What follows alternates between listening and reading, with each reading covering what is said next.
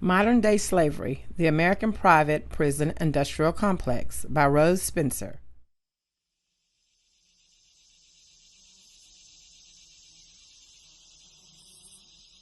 After the Civil War, the 13th, 14th, and 15th constitutional amendments were passed, which aided newly freed slaves in being equally treated under the law.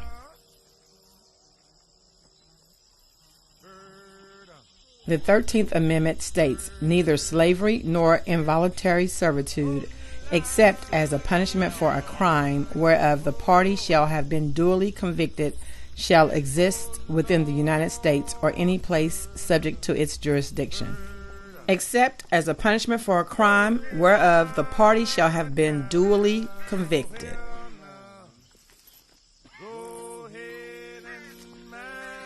As it stands, the United States currently has the highest rate of incarceration of any industrialized nation in the world. To accommodate the steady growth of new detainees, the United States has moved to the privatization of prisons. These private prisons usually require prisoners to labor in order to cover costs or to make a profit for the prison.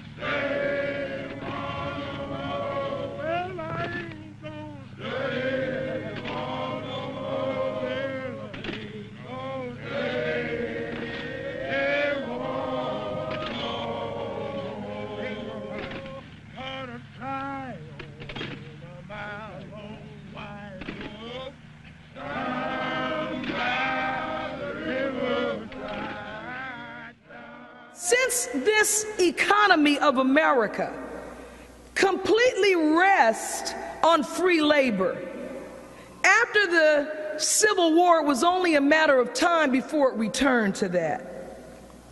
Today, what has replaced the cotton fields are the U.S. prisons. The relationship between the private corporations and the state and federal government negates the punishment clause. The private corporations' use of the incarcerated unpaid labor to increase profits for shareholders is slavery.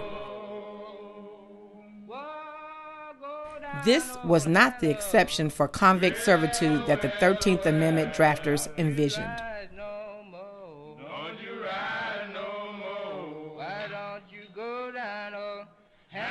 A new analysis of the U.S. prison population finds more black men are incarcerated now than were enslaved in 1850. The figures are stunning. They are sobering, eye-opening numbers. The latest estimates by the Bureau of Justice putting the number of imprisoned African-American men at more than 846,000. While black men account for roughly 6.5% of the U.S. population, they make up 40.2% of the prison population. And joining me now is Mark Lamont Hill, professor of education and African American studies at Columbia University and host of Our World with Black Enterprise. So Mark, it's good to have you here. Good to be here. When we talk about this, it's a problem not discussed enough.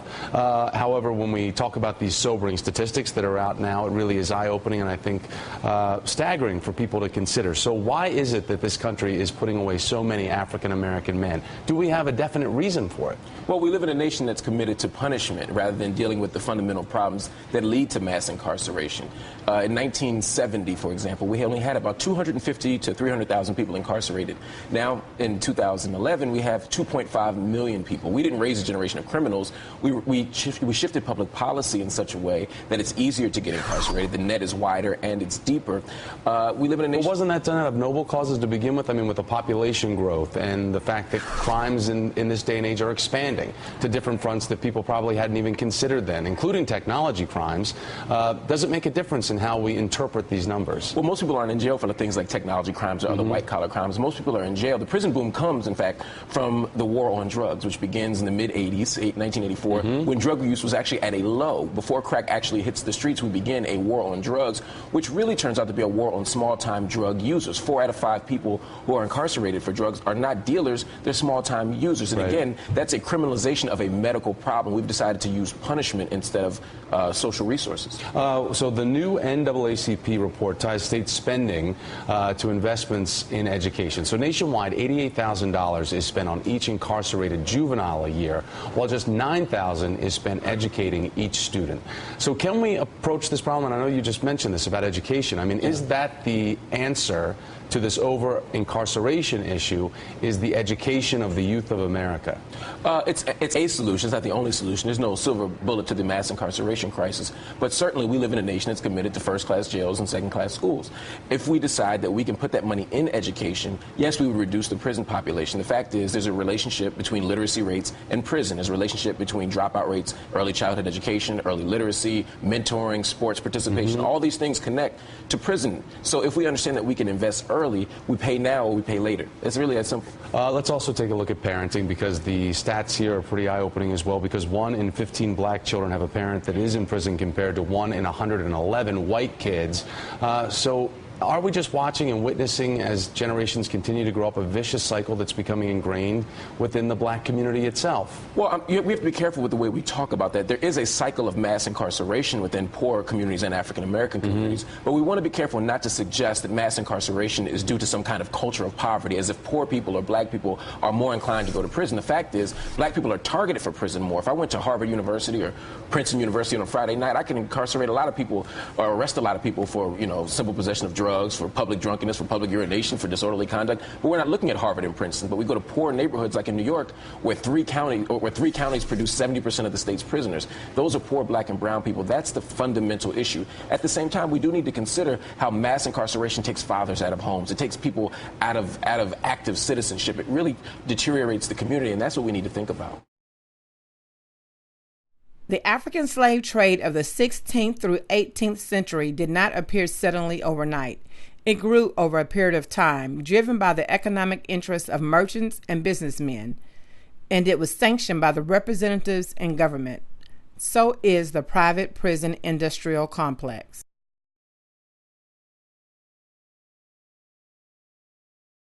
I'll be able to tell you something that people never really thought of.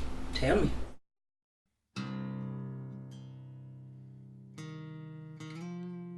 Now, this whole project is about the penal system and the return of slavery. How do you feel about it being a slavery institution? Oh, I'm living proof. I've picked all kind of crops for that devil.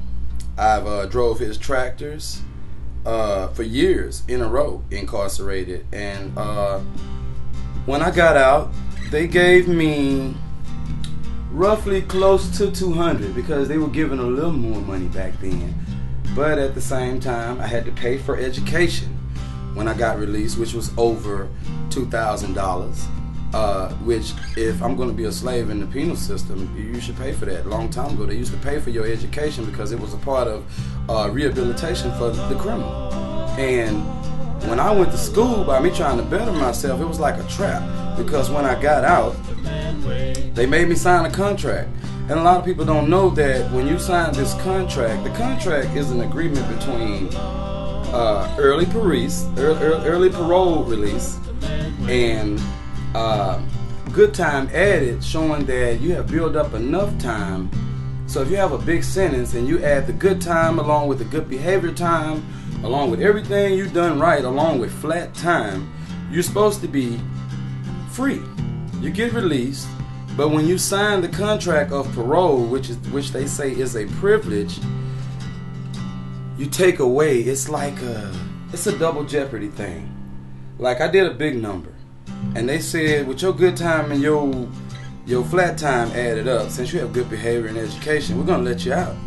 But when I signed the contract, it says that I have to finish the rest of the sentence on the street, because in order to be free, I have to give all that back. and finish the whole sentence. And that's what makes it slavery, for real, down to the contract of it on paperwork. Instead of getting paid every day for the labor that I did for years in a row, almost a decade, I didn't get paid anything but the $100 and something when I was released. And I had to finish the sentence on the street that I thought was finished when they added up good time and flat time. This promise of future profits has created the prison industrial complex, a system where government, bureaucrats, private industry, and politicians work together to expand the criminal justice system.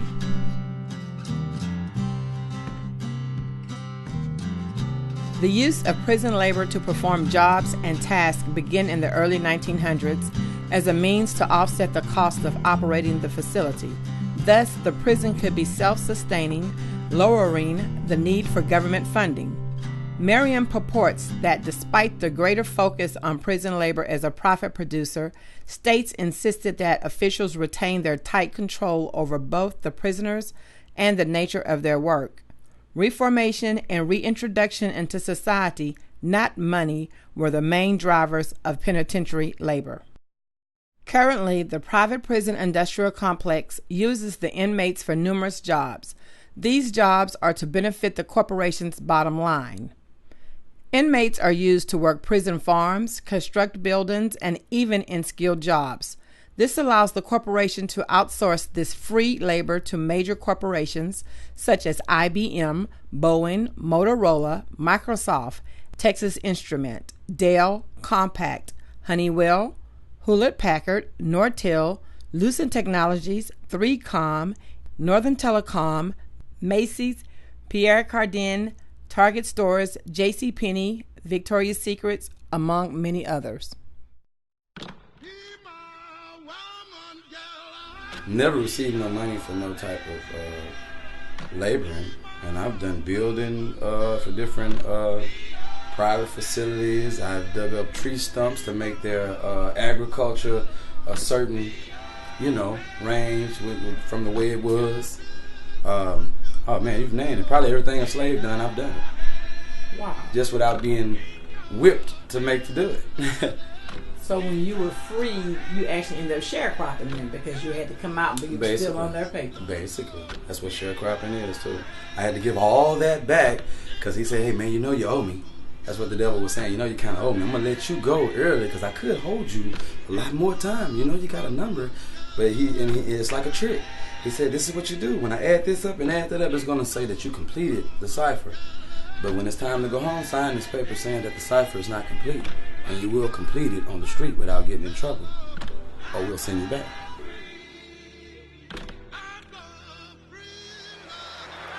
Today, because this economy that has an overprivileged top level that produces nothing but has all the wealth, you have to compensate for the absence of any productivity among the super wealthy. So you have to have a bottom level that works for free. So in the prisons of the United States, which has more people incarcerated than any nation on the earth, you will begin to see the presence of political prisoners in the United States of America who are being held captive not for a crime, but because of their opposition to the policies of the U.S. government. But you have prisoners earning 23 cents an hour, and this is in U.S. federal prison, the better facilities. 23 cents an hour. Now, what do you think they're in there making? License plates? No, not at all. Let me tell you what they're in there making. They are manufacturing high-tech electronic components for Patriot Advanced Capability 3 missiles, anti-tank missiles, and other guided missile systems. There are currently at least 37 states that have sanctioned the outsourcing of prison labor by private corporations that base their businesses within the state private prison system. Prison labor allows corporations to manufacture goods and supplies locally, alleviating the cost of outsourcing to international corporations. The inmates are paid cents on the dollar, if paid at all, but the corporations are contracting with various companies to increase their profit margin. Due to this, there is no incentive to curtail the growing prison population. Through the prison system, the vestiges of slavery have persisted. According to Philip J. Woods' book, Capitalist Punishment, Prison Privatization and Human Rights, the term prison industrial complex refers to an American criminal justice system that was transformed by nearly 3 decades of rapid growth and by the increasing importance of private interest in criminal justice policy.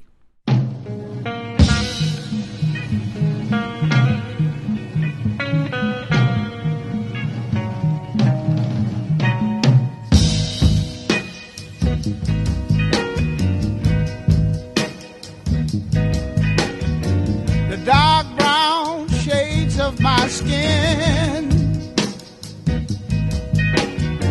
only add color to my tears.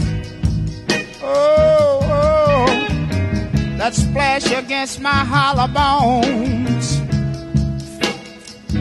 that rocks my soul.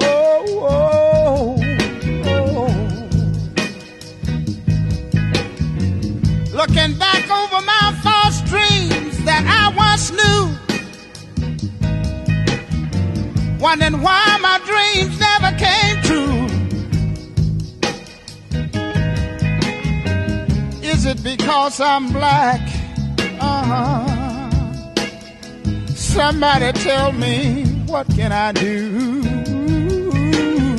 Oh, Lord. Oh, something is holding me back. Is it because I'm black? Yeah.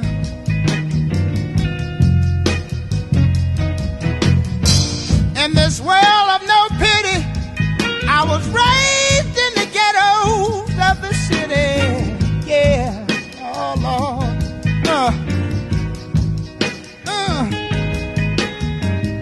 Mama, she worked so hard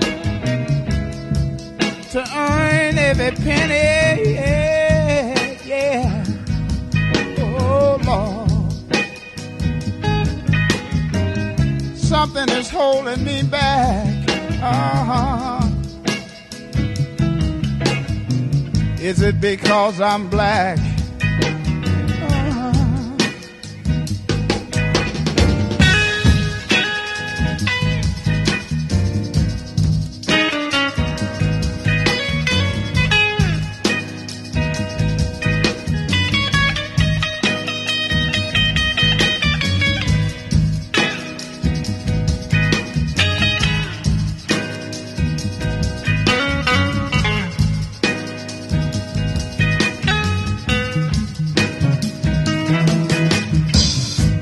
Like a child stealing his first piece of candy and got caught,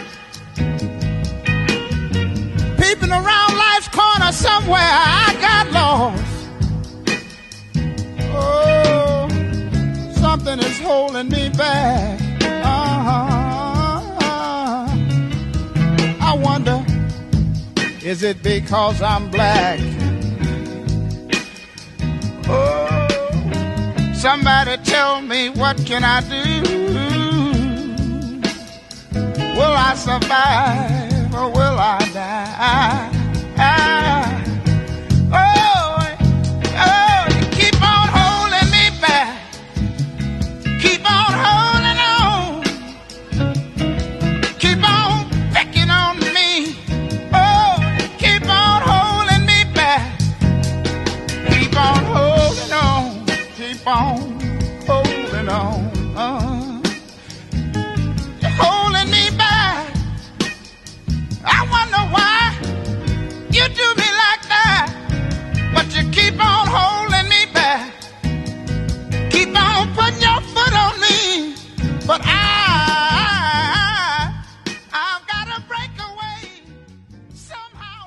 Parawarty and Severson reports that the United States has engaged in and through political clout and fiscal resources has backed the largest and most frenetic correctional build-up of any country in the history of the world.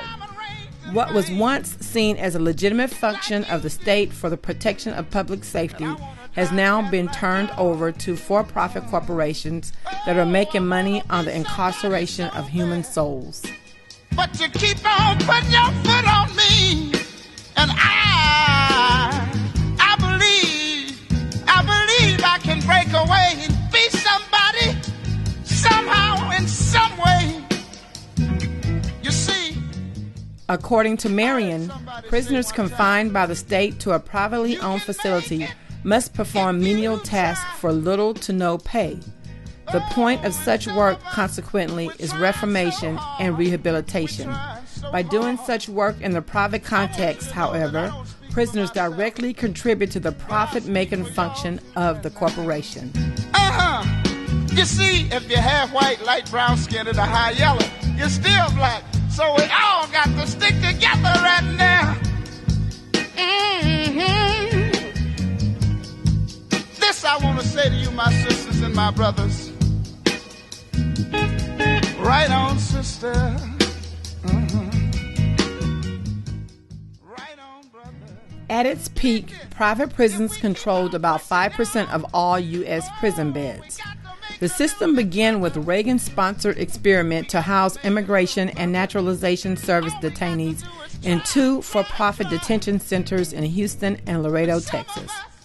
According to Woods, the architect of the plan was Attorney General Meese, who now works as a pro-privatization think tank and lobbyist. How do you make a slave? The private prison usually requires prisoners to labor in order to cover costs or make a profit for the prison.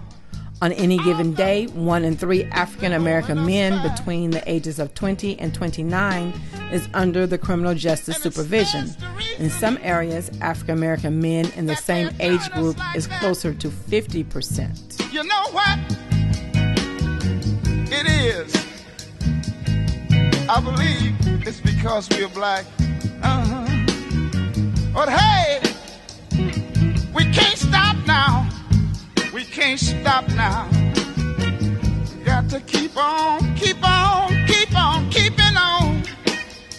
We got to keep on, keeping on. I know and I know and I know that you know that I know it ain't right. Oh, it ain't right. It ain't right. It ain't right.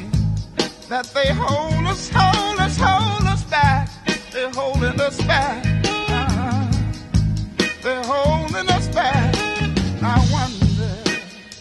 Sometimes I sit down, and I wonder. I sit down and I think about. Considering the history of African enslavement and exploitation of African people in America, these racial disparities in the criminal justice system are cause for alarm because they reflect that African Americans are still facing legalized slavery through the vestiges of the prison industrial complex. You wonder how the United States is making a slave out of African American men? According to Marion, the process of building a slave is, first, a state or locality, either by statute or decree, approves a new prison and solicits bids from private prison companies. Once a prison company secures a contract, it builds the type of correctional facility requested and it operates it for the government. Louisiana's famous Angola prison illustrates this history best.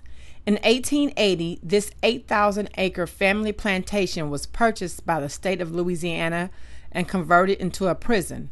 Slave quarters became cell units. Now expanded to 18,000 acres, the Angola plantation is tilled by the prisoners working the land, a chilling picture of modern-day chattel slavery. Private corporations are able to lease factories in prisons, as well as lease prisoners out to their factories. Private corporations are running prisons for profit. Government-run prison factories operate as multi-billion-dollar industries in every state and throughout the federal prison system. In most punitive and racist prison systems, we are even witnessing the return of the chain gang. America loves to claim that it's the beacon of freedom in the world. That's the so-called reality that becomes a myth when you look at the numbers of those bound by shackles. The U.S. has 5% of the world's population, yet it holds 25% of the world's prisoners. Think about that for 1 second. 1 out of every 100 people are incarcerated, making America the country with the highest incarceration rates in the world, surpassing China and Iran. In fact, according to a Pew Research study, if you're an African-American male without a high school diploma, you're more likely to end up behind bars than you are to get a job.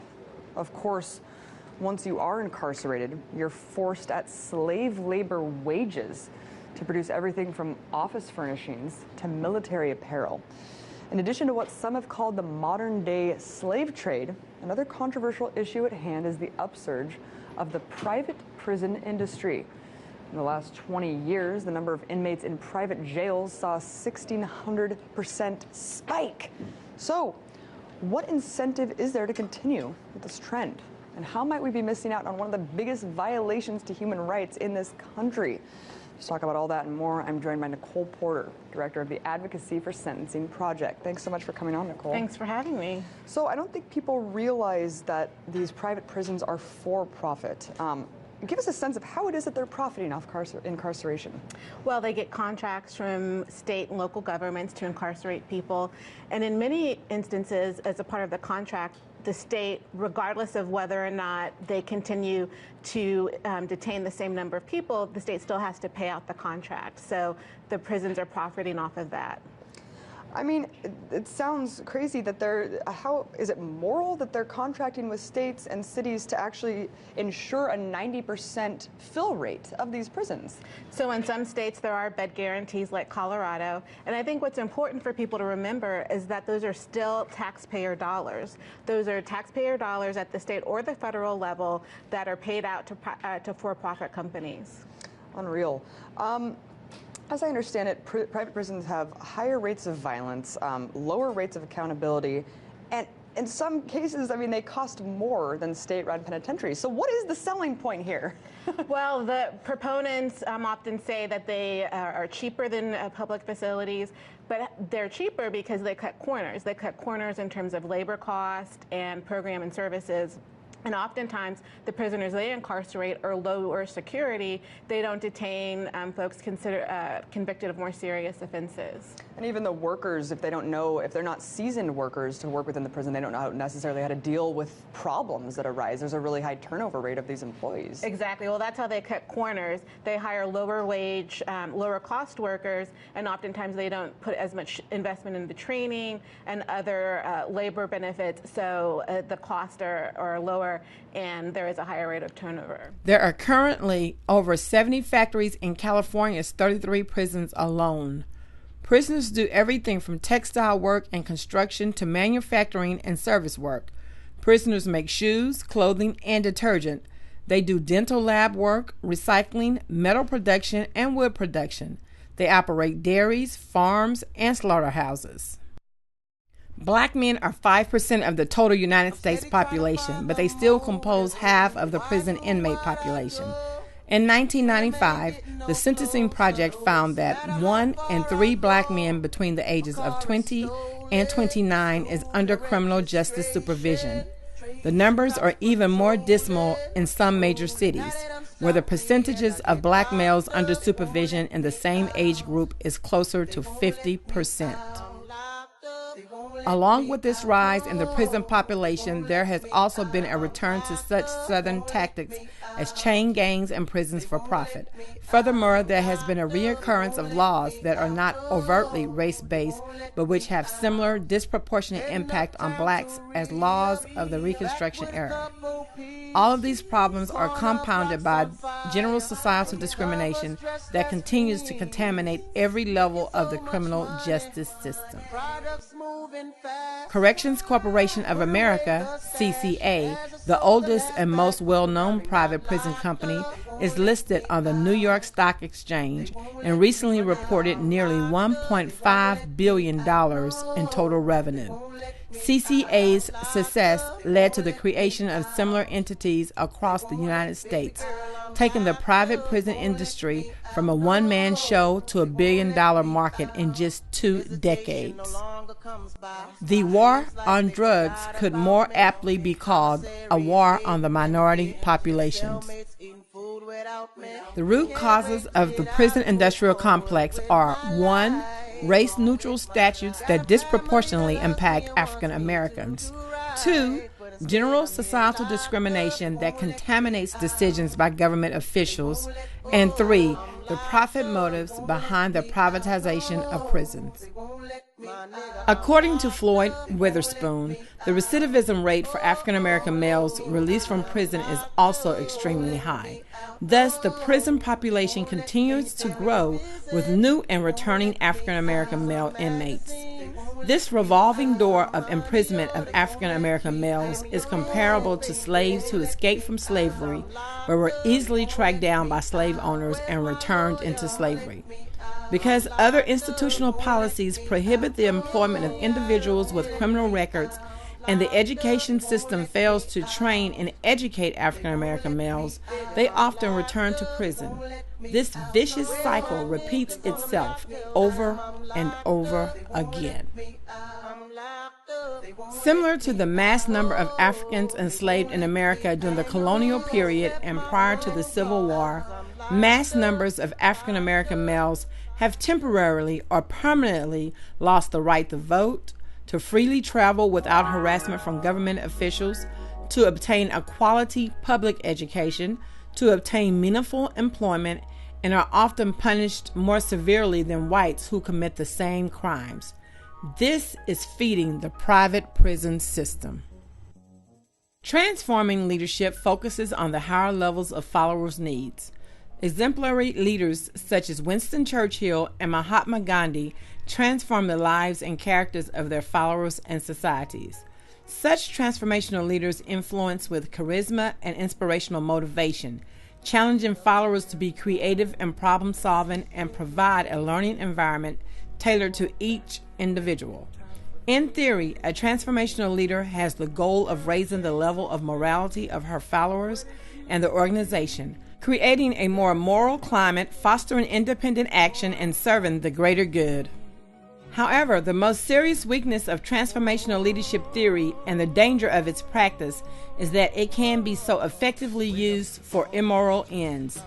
Napoleon Bonaparte, Adolf Hitler, and Attila the Hun were effective transformational leaders. The more successful the leader is at becoming transformational, the more dangerous he can become. While this kind of leadership emphasizes the development of character within followers toward a teleological vision, that visionary end may well be bad rather than good, and its adherents may lack principled constraints as to how that vision is pursued. Servant leadership is a more appropriate paradigm for implementing personalism within the business organization. Greenleaf's model of servant leadership puts primary emphasis on the needs and desires of the followers before the needs of the leader. A leader builds people through service when he genuinely puts people first, viewing them as humans worthy of dignity and respect. According to Whetstone, the advantages of servant leadership model are its altruism, simplicity, and self-awareness. It emphasizes the moral sense of concern for others, reducing the complexity engendered personal desires in conflict with those of followers. Whetstone purports that a weakness of some who would be servant leaders is that they are susceptible to manipulation by naive followers. On the other hand, transformational leadership, when too successful, has a tendency to enable and even promote manipulation of followers by expert leaders. To effectively influence the private prison industrial complex, we need to have a leader with a combination of both servant and transformational leadership. An approach that would issue in needed leadership change in the private prison is a combination of a morally tough servant leader with certain behaviors of transformational leader. This will inspire followers with the strength and sensitivity of transforming vision. The servant leader will use proven transforming techniques. The leader and the follower will focus on the vision jointly formulated and refined, avoiding manipulation by any party through a mutual commitment to participation, solidarity of community, and respect for each person grounded in the philosophy of personalism. The potential benefits of this combination suggest that the vestiges of slavery that we commonly know can be abandoned, changing the statistics and the lives of many African American men. Do it alone. Need some help, guy. Need some help, guy. Wake up, everybody! Get up! Get up! Get up! Get up! Wake up!